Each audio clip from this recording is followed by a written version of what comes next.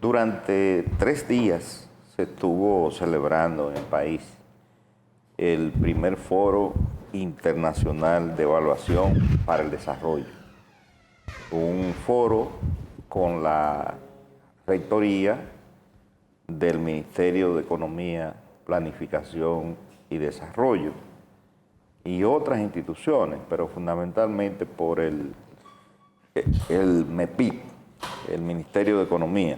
Planificación y desarrollo.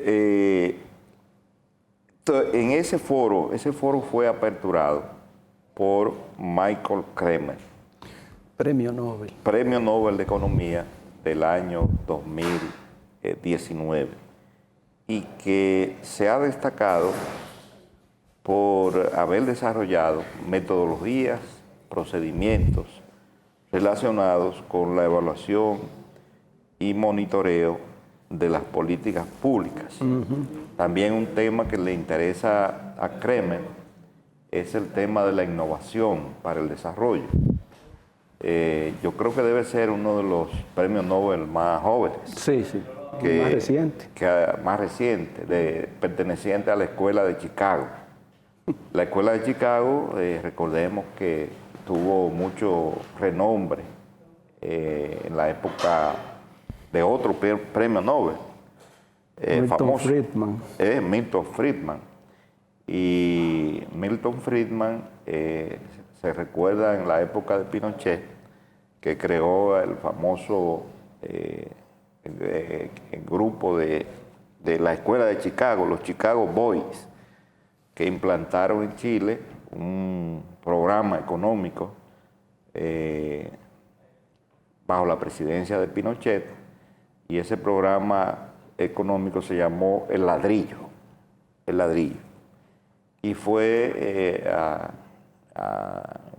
desde el punto de vista económico, muchas veces han evaluado al gobierno de Pinochet favorablemente, aunque desde el punto de vista político y social, muy desfavorablemente, como resultado de la aplicación de esa política. En los eventos que se realizaron, uno de los cuales se hizo en el seno del Consejo Nacional de la Empresa Privada, aparte del Premio Nobel de Economía, participaron por el Ministerio de Economía, Planificación y Desarrollo, Pavel Isa Contreras, el ministro, y también Luis Madera, viceministro de Planificación. Ellos señalaron que las metodologías y procedimientos diseñados por el Premio Nobel de Economía están siendo implementadas en el país, y específicamente en la administración pública. En la administración pública existe lo que se llama el SISMAT. SISMAT quiere decir Sistema de Evaluación de la Administración Pública. Y dos de los ejes más evaluados son precisamente educación y salud. Y que es muy importante evaluar las ejecutorias en educación y salud por la relación directa que tienen esos indicadores con la pobreza, la disminución de la pobreza, el desarrollo, el uso de los recursos públicos. Fíjense que esos dos ministerios son los que acaparan el mayor porcentaje del presupuesto nacional. En el 2024, en el presupuesto, ambos ministerios van a acaparar alrededor de 400.000 millones de pesos. Ambos ministerios, cerca de 400.000 millones de pesos.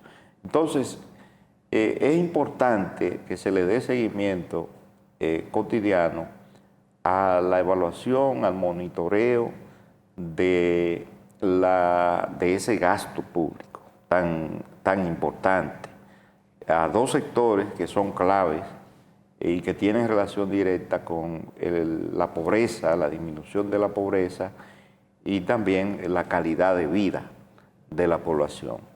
Entonces, ese sistema de monitoreo tiene mucho que ver con el gasto como decía Seara Hatton cuando empezó a ser el ministro de Economía, Planificación y Desarrollo, que él decía que lo importante no es que se gaste menos, sino que se gaste bien, que se gaste mejor, sí, y que haya transparencia, que haya rendición de cuentas, que haya un uso racional de los recursos públicos y que eso finalmente se traduzca impactando en la pobreza e impactando en la calidad de vida de la población.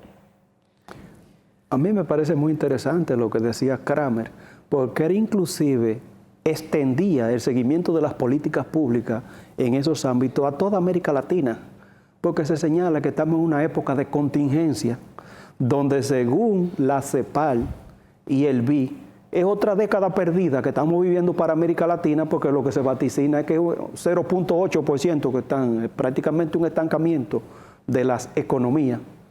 Entonces, hay que dar seguimiento y la calidad del gasto es indispensable para ver cómo focalizamos esos problemas, porque no lo podemos abordar todos.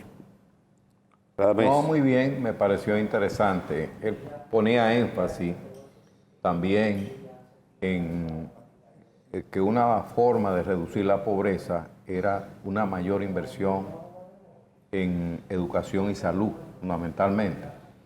En el caso dominicano, creo que debemos fortalecer la inversión en salud. Observen que la inversión en salud es casi la mitad de la inversión en educación, cerca de un 2%, o cuidado si menos. Anda por ahí. Alrededor de un 2% en salud del Producto Interno Bruto y en educación un 4%. De manera que ojalá mejoremos, pero que no cometamos el error que cometimos con el 4%, que pasamos de 1.8% del PIB a un 4%. Y después no sabíamos qué hacer con tanto dinero. Y entonces ahí vino la corrupción, los negocios inmobiliarios, a comprar solares y a construir aulas en cañadas, en fin, todos los desastres que ha habido desde el 2013 con el 4%. Yo tengo que corregir algo, Radamés, que dije que entre salud y educación para el presupuesto 2024 había casi una disponibilidad de 400.000 millones. Es más de 400.000. Es casi 500.000 millones. Este año se le suman 21.000 millones de educación. Sí. Eso, educación casi va a llegar casi a los 300.000, 270.000 millones. 297.000. Educación. En el caso de educación. Sí, claro, casi 300.000. Y en el caso de salud es más de 160.000. O sea que estamos hablando de la mitad. Exactamente. De la mitad. Algo cercano a la mitad del PIB. Sí, más o menos, 4% y 2% del PIB. Exactamente. Pero hay que ir mejorando gradualmente en salud, pero no pasar a duplicar salud, porque eso sería un error. Hay que irlo haciendo gradualmente, porque he visto declaraciones de que un 5% en salud. Cuidado con eso. Lo que estoy diciendo puede ser no muy popular, pero hay que ser racional, la racionalidad económica. Es decir, ¿de dónde usted va a buscar dinero para un 5%? Es decir, usted lo que tiene que ir gradualmente aumentando en salud, como debió hacerse en educación, gradualmente y no de golpe, ¿verdad? Creo que lo más adecuado, lo más prudente. Pero la insistencia del premio Nobel en estos dos sectores yo creo que es muy importante. Así es, así es. A propósito de eso, yo recuerdo que cuando Melanio Paredes era ministro de Educación, que le llegaron a preguntar, Dios, ¿qué no sabría qué hacer si le ponían el 4% con tanto dinero? Bueno, eso era conteste a Lionel, que se negaba a incrementar el presupuesto para educación. Que estamos de acuerdo en que se haya incrementado, pero gradualmente. Y puede ser hasta más de un 4%. Claro. Pero ahora lo que hay que reorientar ese dinero del 4%, ver cómo se puede haber alguna transversalidad entre educación y otros sectores de la economía. A propósito de un pedido que tú me hiciste, Yo Tú estás trabajando en eso. estoy trabajando en eso. Eso sería fundamental, un Sí, aporte al con país. el permiso de Phil, porque es el experto en educación.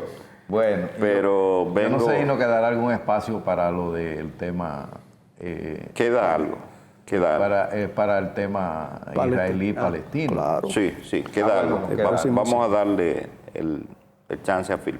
Sí. Sobre Israel y Palestina. Bueno, allí se está dando un proceso de limpieza étnica. Por otro lado, a nivel Explica exterior, lo que es limpieza étnica, bueno, porque es un programa educativo también. allí se está eliminando un grupo a los palestinos, quitándole el agua, la electricidad, la medicina, dándole un ultimátum. Quitando poblaciones palestinas para poner asentamientos judíos. Y un ¿verdad? ultimátum de que tienen tantas horas para salir, ¿para dónde cogen? En un lugar cerrado y Pero bombardeado ¿cómo tú todos los le días. dices eso a los dueños de un territorio? Entonces quiero destacar algo, es que los embajadores israelíes andan dándole bocha a los presidentes que se han atrevido a decir algo. Por ejemplo, a nivel de América Latina, Petro y ANLO han dicho que ellos reniegan de la guerra. Y los embajadores en estos dos países prácticamente López Obrador. Sí, le han hecho reprimenda prácticamente. Y unos periodistas que le preguntan, por ejemplo, en México, que es una mujer la que está representando a Israel, sobre el bombardeo, que esos son daños colaterales y van 4.500 muertos. Deben ir más. Y 13.000 heridos. Exactamente. Cuando hablan de daños colaterales, quieren decir daños menores. Porque recordamos, ¿verdad? si en la guerra de Vietnam, los norteamericanos decían que eran unos bombardeos quirúrgicos contra fortalezas y contra lugares donde habían cuestiones militares. El del hospital fue quirúrgico. Sí, bueno, colateral. O colateral. Pero ¿qué pasa? Es que en la guerra de Vietnam los propios norteamericanos se movilizaron en contra de esa guerra y hasta fueron a visitar a Vietnam y podían desmentir las versiones de su gobierno, cosa que ahora, bueno, a Al Jazeera, que es la cadena árabe, Israel le ha prohibido prácticamente que difunda vídeo referente a lo que está ocurriendo allí. Es una situación... Tú dices en el artículo que hay varias cadenas de comunicación que le prohíben la difusión de imágenes y de contenido también. Sí. Para decir la verdad. Pero las cadenas occidentales... ¿Y qué tú dices de la complicidad de algunas potencias occidentales en el caso ante esta masacre que se está cometiendo en Gaza? Son dos complicidades.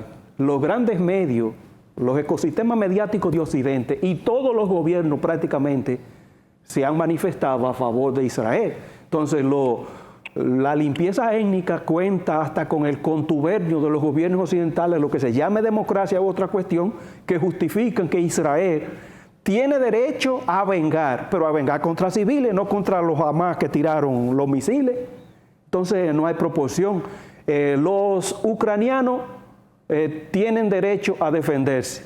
Los palestinos no pueden defenderse.